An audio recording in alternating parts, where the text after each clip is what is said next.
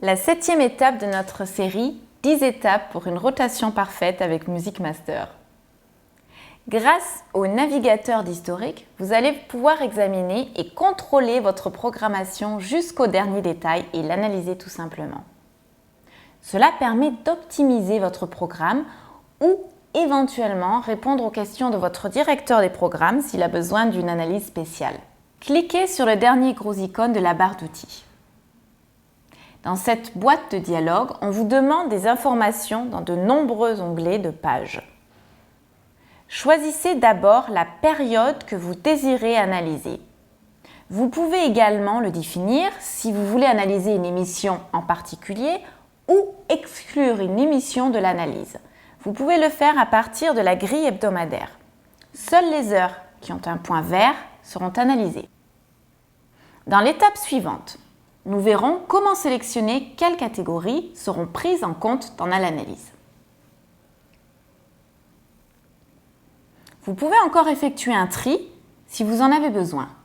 Par exemple, si vous analysez juste une partie de vos titres ou de vos interprètes. La partie la plus importante est le mode d'affichage. Ici, vous pouvez choisir si vous voulez avoir une liste des exécutions qui correspond presque à une liste de diffusion, ou si vous voulez le nombre total de diffusion des titres, ce qui permet de voir quels titres ont été joués plus souvent. Au-delà de ces fonctions, vous pouvez également analyser l'utilisation des catégories ou utiliser chaque paramètre ou champ de Music Master comme base de votre analyse. Le b.a.-ba d'une analyse est sa mise en forme graphique. C'est pour cela que vous avez ici de nombreuses possibilités d'illustration de vos résultats. Dans la partie du bas, vous pouvez activer l'affichage graphique et choisir entre divers aperçus.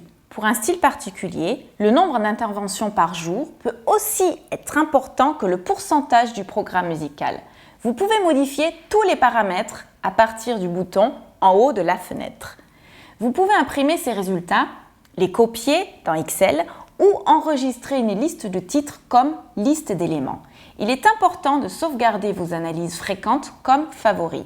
Cela vous évitera de tout reparamétrer à chaque utilisation. Pour ne pas recommencer à chaque fois à zéro, la sauvegarde est essentielle pour sécuriser vos données. Les prochaines étapes nous montrent justement comment sauvegarder simplement vos données, comment votre système peut travailler en réseau et comment mettre en place les droits d'utilisateurs individuels.